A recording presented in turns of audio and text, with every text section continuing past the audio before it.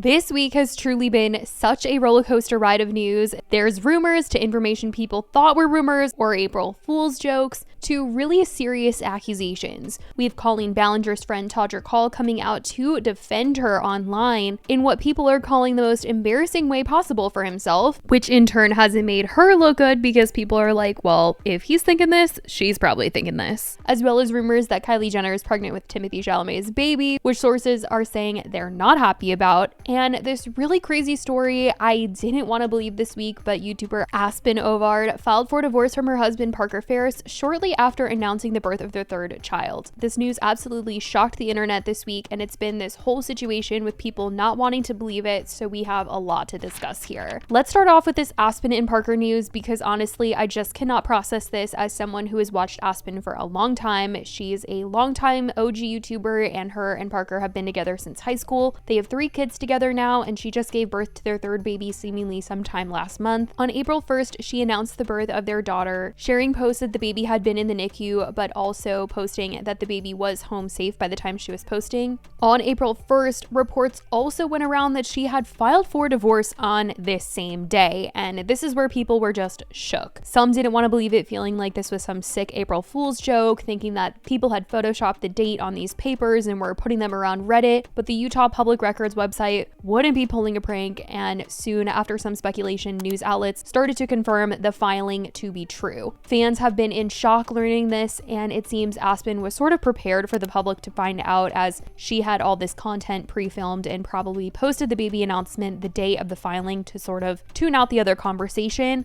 Aspen has still been sharing content as normal, and one of them is even a video of Parker in the hospital with her at the time that she gave birth, which also has thrown a lot of people off because she obviously recently posted with him, and now we're hearing that there's a divorce. But it's all just really sad to hear, especially the timing of it all. But one thing this brings to my attention is the fact that obviously people caught this the day the filing occurred. But when it comes to people like Austin and Catherine, nobody has been able to find anything, and it's been quite a while since they announced their divorce, which has led me to believe that they probably weren't married in the first place, because by now someone would have found something, because if they can find it this fast the day of a filing for someone who has not even half their following, there's just no way that they were ever legally married. That's what all this has brought to my mind. It's just crazy to think about, but this whole Aspen and Parker situation, if you guys have been watching her for years, this is shocking and sad, and I just wish the best for both of them, honestly. Now, in regards to this Kylie Jenner and Timothée Chalamet situation, when I heard about this, I felt like it wasn't true. I mean, anything is possible with the Kardashians, but something was just telling me that it wasn't. Basically, this rumor started going around after Daniel Tosh talked about this on his latest podcast episode. He said that he had recently gone to this grocery store in Malibu and asked them why they were closed one day during the week. And the employee said that the Kardashians were actually filming an episode of their show there, and it was going to be this finale episode where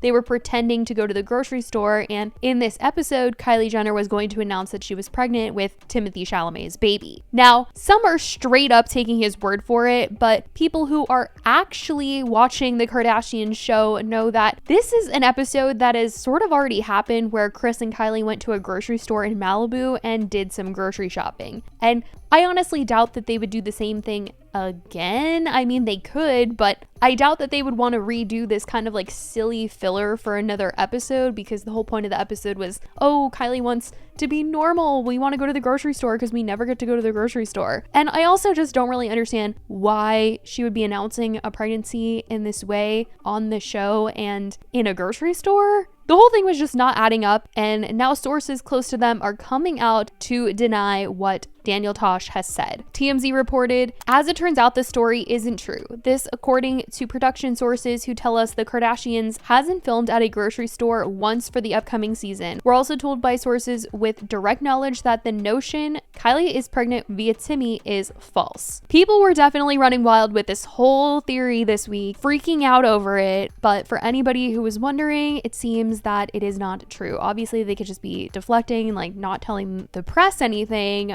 but the whole storyline of them going to the grocery store and that's how she's announcing it, I just don't believe it. Now, as for Colleen, it seems like her friend Todrick Hall has got her back, even if it means he's going down with her. Colleen faced a massive backlash for her interactions with fans and much more Her ukulele video went viral after she chose to sing about the situation instead of directly address or apologize to those affected by her actions over the years. But one person who didn't seem to be bothered by all that had come out about her is Todrick Hall, as he proudly displayed his friendship with Colleen on Instagram this past week in a post he captioned, "Happy World Theater Day." He received a ton of backlash in the comments for posting with her. Tons of people were reminding him of her actions, and he was actually quick to write back and talk about how much he still loved her and would be standing by her side. He wrote in the reply to one of the comments saying, "I love her, sue me.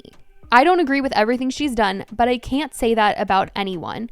I am no longer interested in posting based on who's not canceled this week. I have known this woman for 15 years, and friendship is sticking with people you love through thick and thin. You guys can keep typing in all caps when you know that it implies something sexual when people read it. But I think that word is being used to make a complex human seem like she has only done one thing in her life. So I'll put a sentence in all caps. No one should be defined as a human by only their worst moments. No one would want to live up to that standard.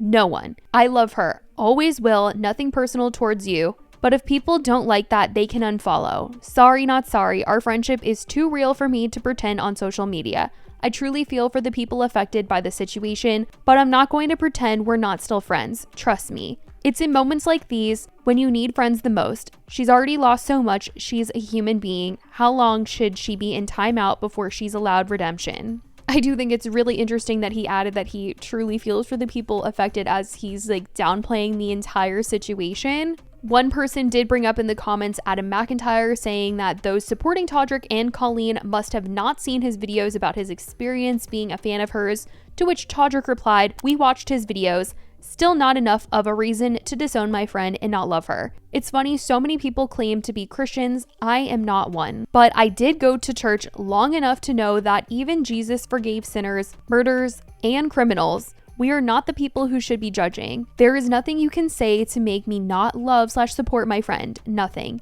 That's not what friendship means to me.